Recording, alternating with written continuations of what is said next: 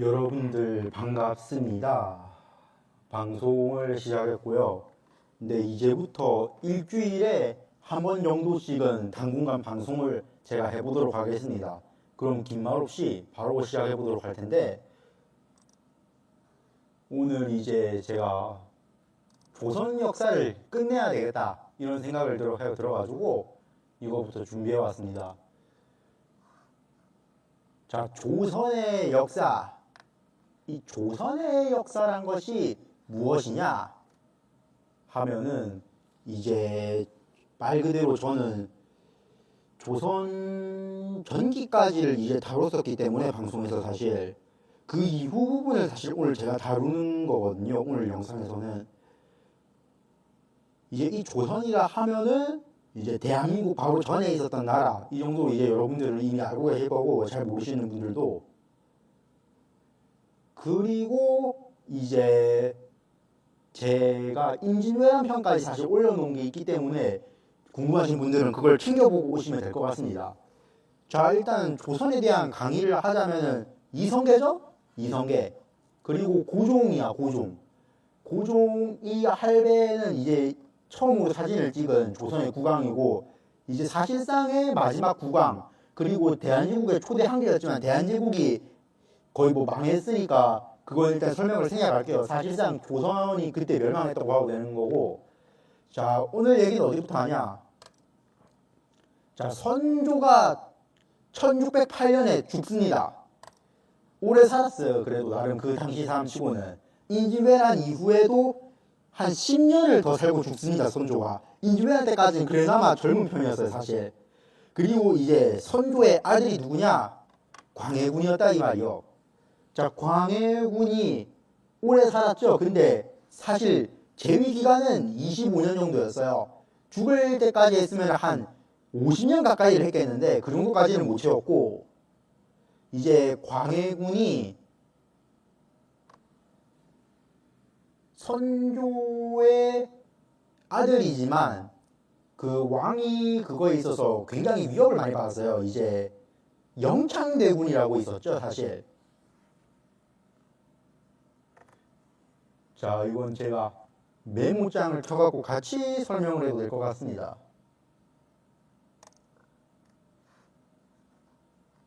그래. 영창대군이 있어서.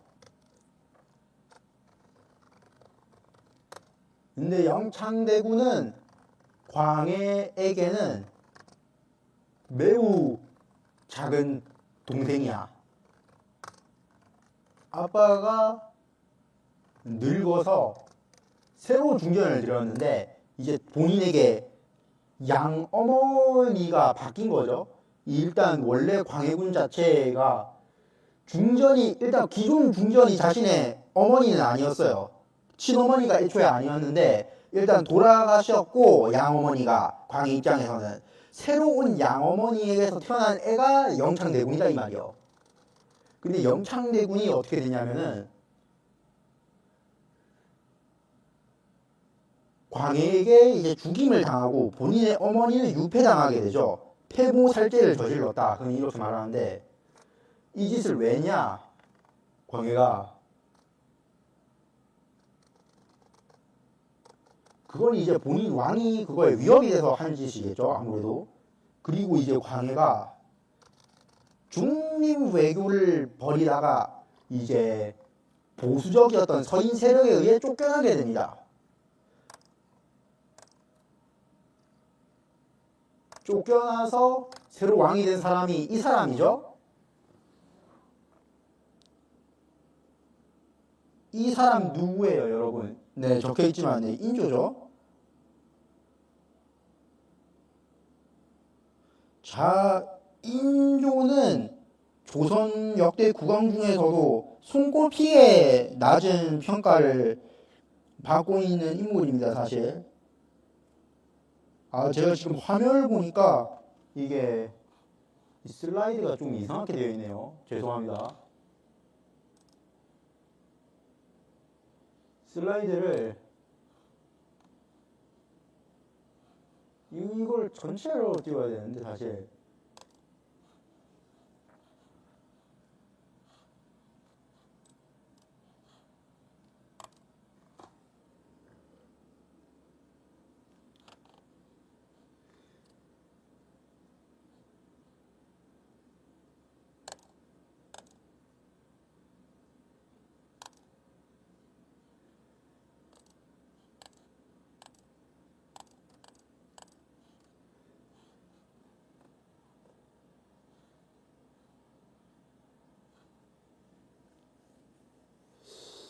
네, 화면을 이렇게 해서 해야 될 것 같습니다, 여러분. 네, 죄송합니다.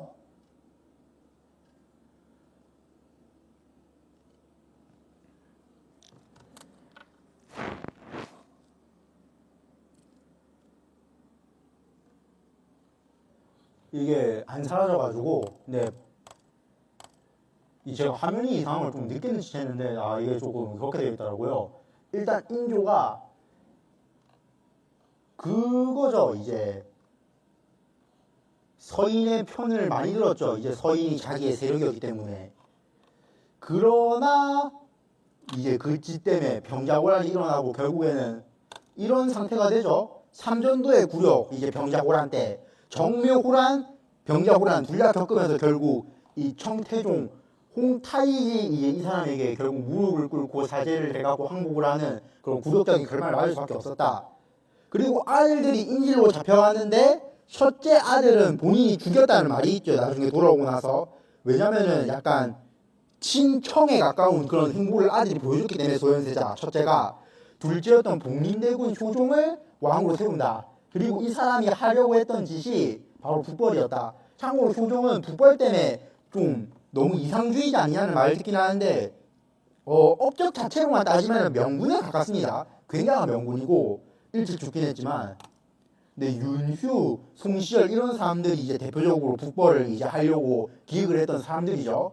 효종의 최측근들. 이때는 젊었을 때고 나중에 늙어서까지 꽤나 정치를 오래 했던 분들인데 둘 분 다 자연사는 아니어서 이분들이 나중에 숙청당하게 되죠. 누구냐? 이 사람에게 숙청을 당해요. 숙종. 숙종 오래 살았죠. 그 당시 사람 치고는 거의 60살 가까이 살았고 사실 45년을 제외했어.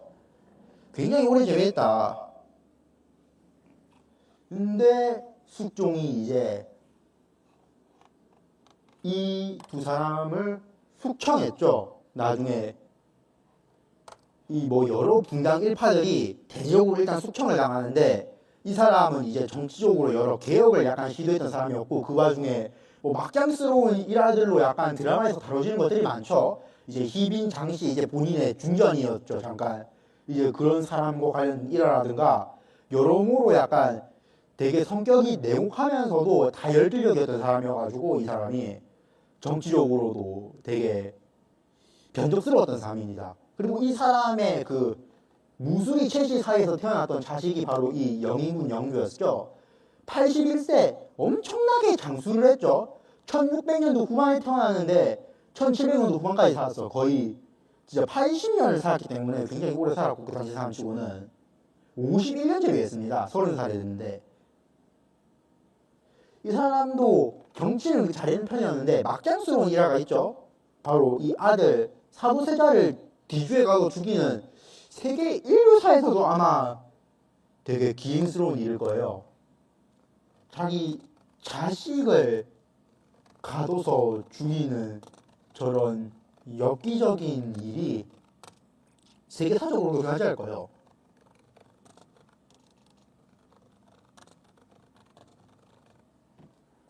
근데 세계사적으로도 분명 흔하지 않은 일이고 저거는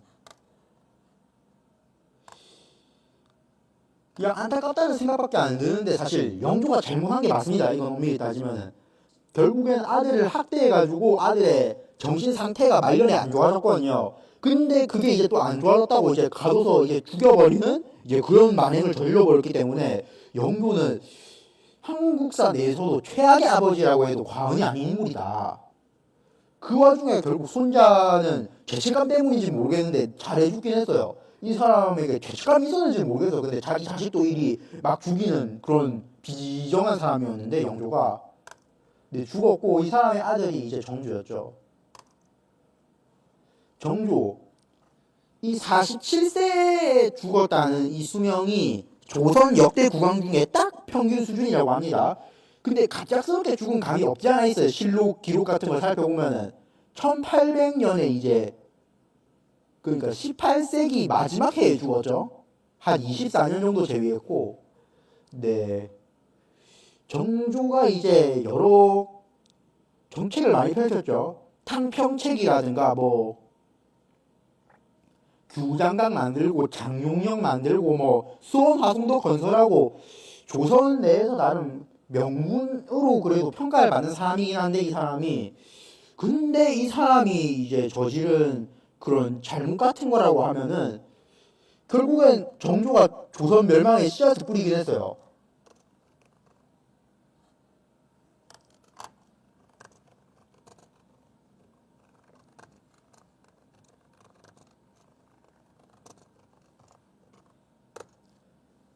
일단 첫 번째가 뭐냐면은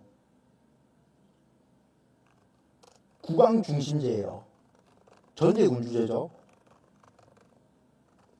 너무 권력이 왕에게만 있어. 정치도 왕 중심, 뭐 그냥 개혁, 일이 다 왕 중심이야. 정조가 입헌군주제를 만약에 실시했었으면은 조선이 좀 살아날 가능성이 있다. 너무 본인이 모든 개혁을 다 하려고 했기 때문에 결국엔 정조가 실패했다고 보거든요. 조선이 이제 멸망했으니까 결론적으로 정조의 정책이 미래를 내다보고 했었지만 결론적으로 실패하고 멸망의 씨앗을 오히려 뿌린 거였고 이제 두 번째가 갑작스러운 죽음이죠. 이제 세 번째는 시대상 개혁의 한계고 이거는 이제 전제군주제 저거랑 연관되는 부분이죠. 입헌군주제 같은 독살설이라든가 암살설 같은 게 막 있습니다.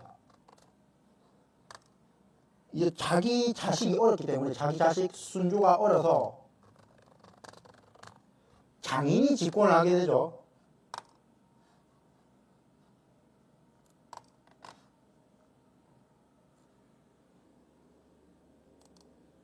장인이 사람이죠. 김조순. 자, 김조순 순조의 장인 김조순 가문 이제 신안동 김씨 일파와 그 외 풍양조씨 집안 등의 세도 정치가 이제 벌어지게 되는 거죠. 신안동 김씨 지금 현재 안동 김씨 성씨인 분들이 꽤 많은데 한국에도 김씨 성이 흔하잖아요. 한국에서 제일 흔한 성이 김씨죠.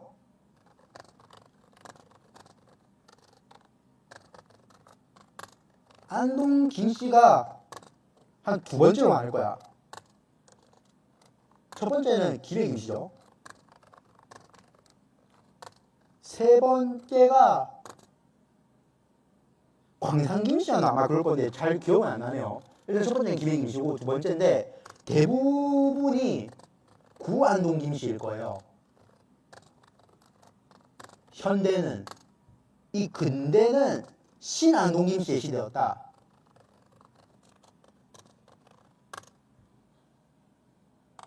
이제 김구 선생 같은 분은 구안동 김씨거든요. 근데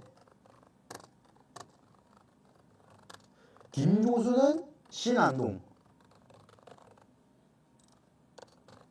신안동 김씨가 이제 조선이 멸망하고 나서 사실상 이 좀 계파가 많이 끊겼기 때문에 실질적으로 지금 남아 계신 분들은 신안동 김씨가 별로 없다고 합니다. 구안동 김씨 쪽으로 많고 구안동 김씨가 사실상 그래서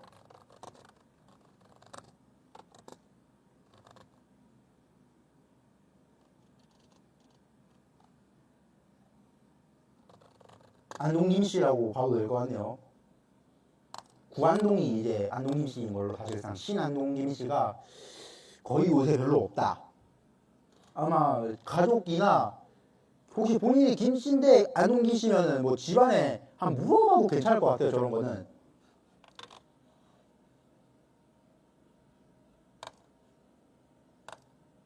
자, 그 다음. 자, 이 3대에 걸쳐서 일어나죠. 순조의 이제 손자죠, 헌종은. 이 20대 오는데 초상화가 매우 늦게 나와 있는 게 참 아이러니하긴 한데 순종이 있다 헌종. 사실 순조도 40살에 죽긴 했, 40대에 죽긴 했습니다만은 얼굴이 너무 늙어 보이긴 하는데 철종은 이제 강화도에서 이제 멀리 데려온 사람이죠. 이제 무슨 대원군 쪽의 자식이었고 대원군이 조선 역사에서 4명 있었습니다.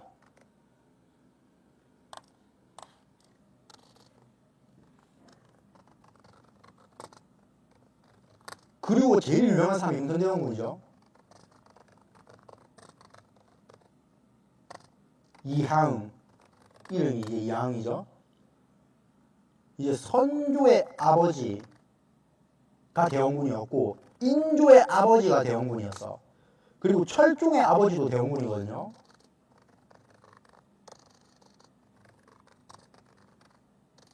그리고 고종의 아버지였는데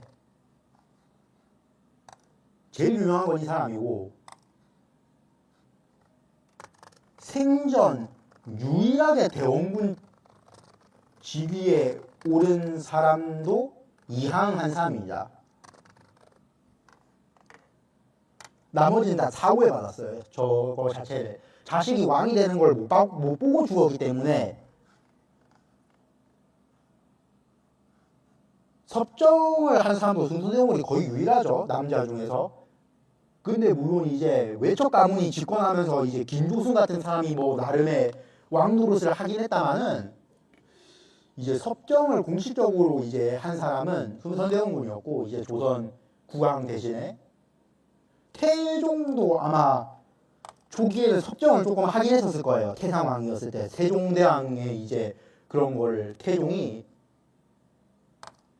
섭정을 좀 했었을 겁니다. 제가 알기로 이렇게 생겼죠. 흥선대원군.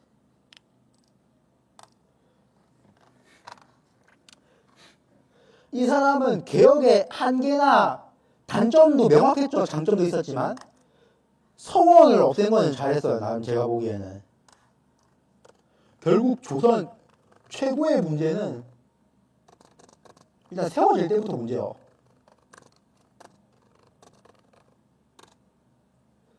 이제 그거죠. 너무 유교에 좀 의존했죠. 이 사람들이 사실.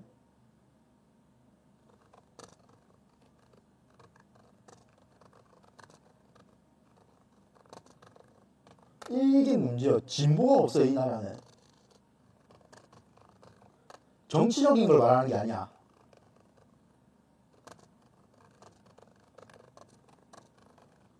말 그대로 진짜 진보 보수 이 한자 그대로의 말 말하는 거예요. 그러니까 나아가는 방향 비전이 별로 없어요. 이 나라가.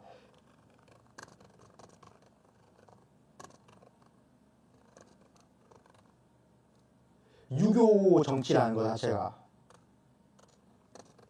유교 정치가 비전이 너무 부족하고 일단 그리고 이 유교 문제 생산지가 대표적인 곳이 서원이죠. 이 서원을 흥선대원군이 철폐했죠. 그러나 흥선대원군이 진보적인 사람은 아니야.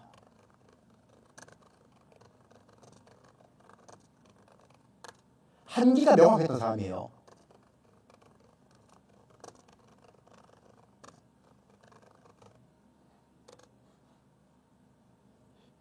일단 서양을 무조건 오랑캐 취급, 서양 이즈 오랑캐 너무 이걸로만 받아들였던 사람이고 개항, 멸망의 길 이리 받아들였던 사람이고 뭐 근대화나 서구화를 할 필요 없다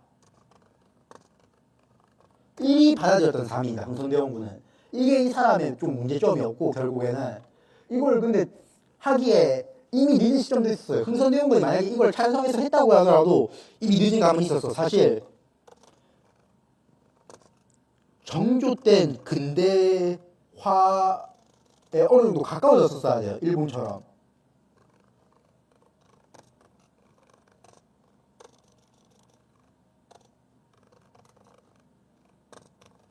(1800년) 좀 있으면은 19세기였어요.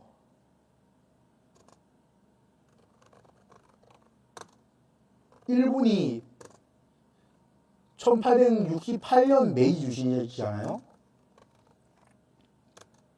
근데 우리는 저때 세도정치 막 끝날 때야.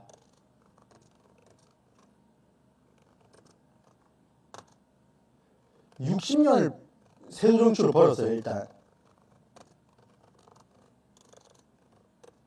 사실상 19세기에 멸망은 정해진 루트였어.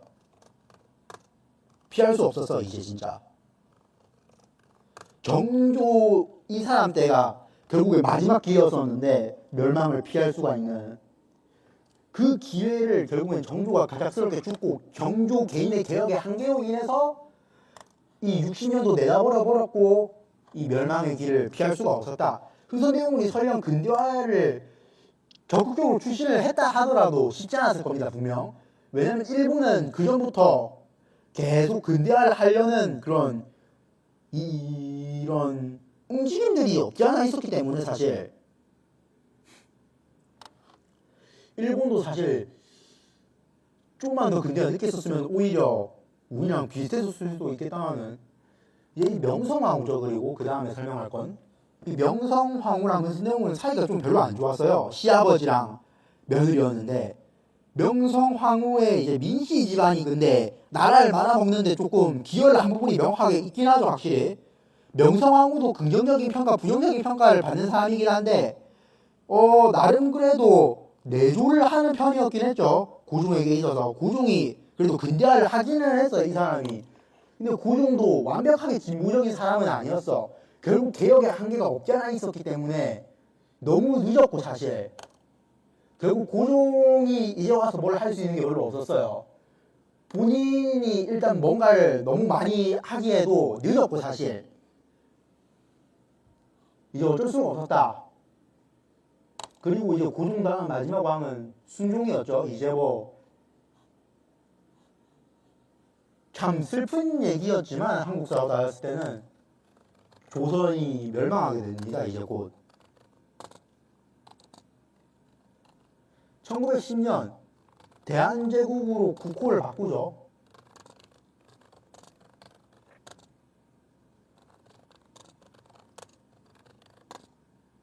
그러나 같은 제국이지만 스케일은 훨씬 강하던 일본에게 결국 멸망당한 겁니다.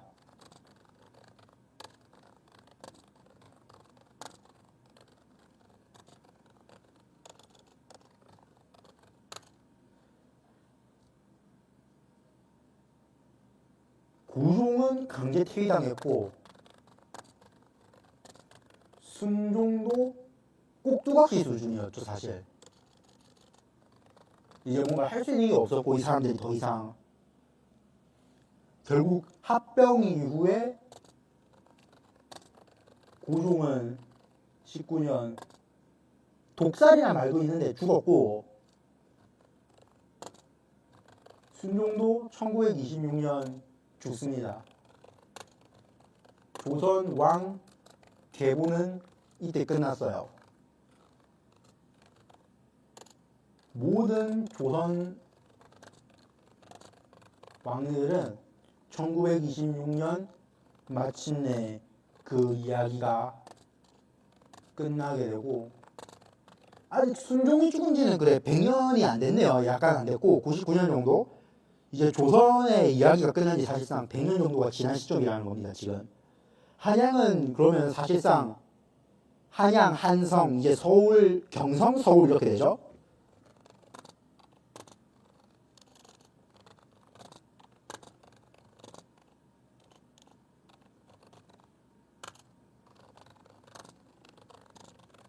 사실상 600년 수도인 셈인데 결국에는 이때부터 수도였던 게 오늘날에 큰 문제점을 유발하기도 했어요. 이제 제가 조선의 문제점과 이제 총평을 한번 해보도록 할 건데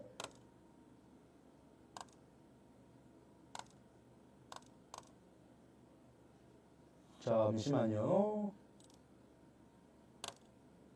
네, 멸망당하고 자 역대 조선 모든 왕들이 모여있는 모습입니다. 이거는 제가 어디서 퍼왔는데 박시백 씨였나 이제 그분이 지은 이제 조선왕조실록의 마지막 표지에 실려있는 거라고 합니다. 이게 제일 그나마 화질이 괜찮은 걸로 제가 좀 구해왔습니다.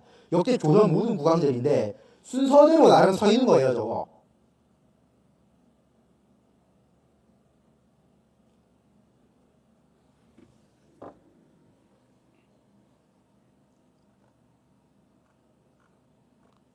일러스트가 나름 잘 나왔더라고.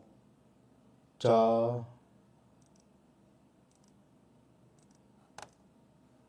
조선의 문제점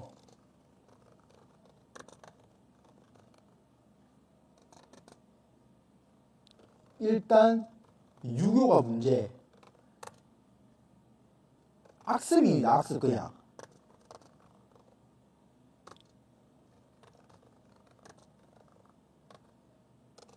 한국의 결국엔 현대에 있어서의 문제점도 사실상 조선시대에 만들어진 것도 몇 개는 있다고 해도 과언은 아닌 게, 일단 한국이 급격히 경제 성장을 했어요. 부작용이 너무 심하게 왔어.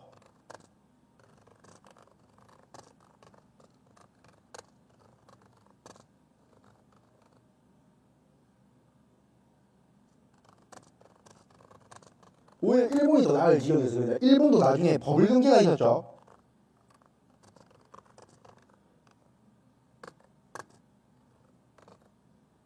여파보다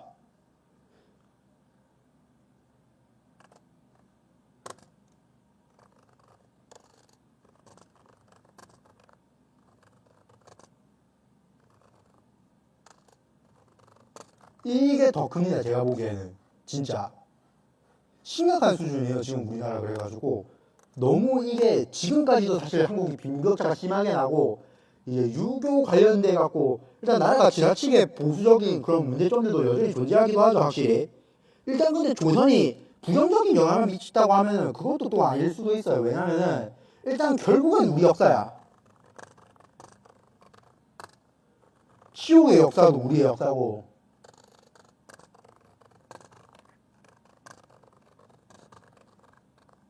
우리의 잘못된 범죄도 역사야. 이건 나치 이런 나라 말하는 거죠. 예를 들면은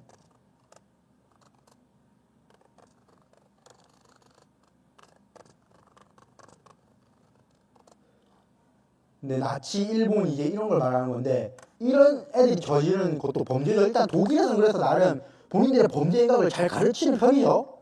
결국에는 모든 안 좋은 것도 다 역사예요. 이걸 우리가 왜 배워야 되냐고 이리 사람들이 사실 생각을 할 수 있는 부분이지만, 저도 그 말에 어느 정도 동감하는 부분도 있습니다. 역사를 굳이 완전 다 알 필요는 없다고 생각하지만, 그래도 알아두면은 재밌는 부분이 사실 좀 있어요. 배우면서 재미도 느끼고, 약간 나라의 역사 이걸 반복하지 않으려는 게 사실 제일 중요한 거죠. 끊임없는 대안인 거예요. 결국에는 역사라는 게 과거와 현재에 있어서 그거를 또 배우고 다시 반복하지 않으려고 하는, 아 예전에는 이랬으니까 지금 이러면 안 되는구나, 아 지금의 문제점은 이때부터 시작됐구나, 어떻게 바로잡아야 될지에 대한 그거를 그때부터 세우면 되는 거죠. 대책을.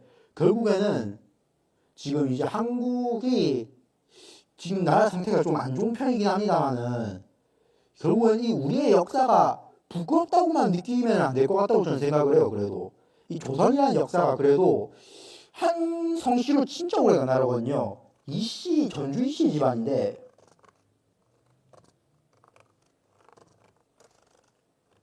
그 성씨 하나로 500년을 갔어. 대단한 거예요. 생각보다. 일본도 일이 못했어요. 일본도 기원전부터 천황이 있다지만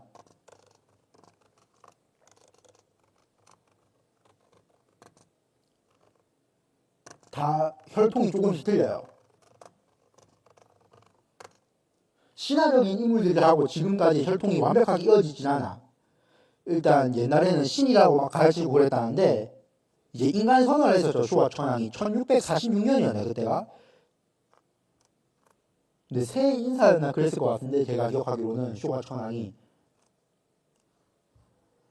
이제 전주시 성씨 하나로 근데 500년을 간 건, 역사적으로 봐도 한 성씨가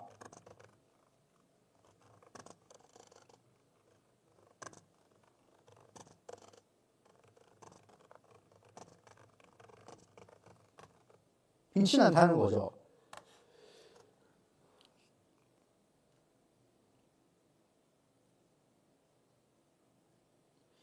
네, 조선의 역사를 사실 제가 정말 오래 했었는데 말씀드릴 건 사실 여기까지인 것 같습니다. 결국에는 이걸 시작했던 계기도 태종 이방원 드라마를 할 때 제가 이거를 계획을 처음 했었거든요. 조선 전기 부분은. 그 이후에 오랫동안 안 하다가 다른 걸 여러 가지 한다고 결국에 이렇게 마무리를 짓게 되네요.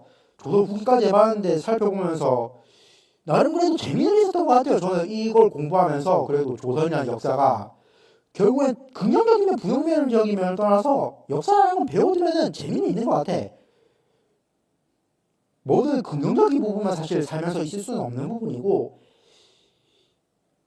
꽃길만 걸 수도 없는 법이에요. 사실 인생에 있어서는 다양한 부분을 겪어봐야 되는 부분이고 결국 이 조선의 역사를 제가 완결낼 수 있다는 부분이 저는 너무 행복한 것 같아요. 제가 이 유튜브를 계속 함에 있어서 결국엔 이 역사를 조선 역사를 완벽하게 이제 끝냈다는 게 저는 정말 자랑스러운 것 같아요. 이제 한국사를 제가 근대를 거의 다 했네요. 그러면은 조선 역사를 통으로 다 했으니까 잘한 것 같네요. 유튜브를 하면서 최근 좀 보람을 다시 느끼고 있는 것 같아요. 나름 이제 좀 초심으로 돌아간 느낌이라고 할까요? 약간 제가 했었던 거를 이제 하나둘씩 완결짓고 있는 콘텐츠를 이제 초안지도 해가지고 이제 제가 중국 고대사도 좀 완결 지어볼까 하거든요. 그 이후에도 또 새로운 서양사 쪽으로 이제 나아가려고요. 그 이후에는.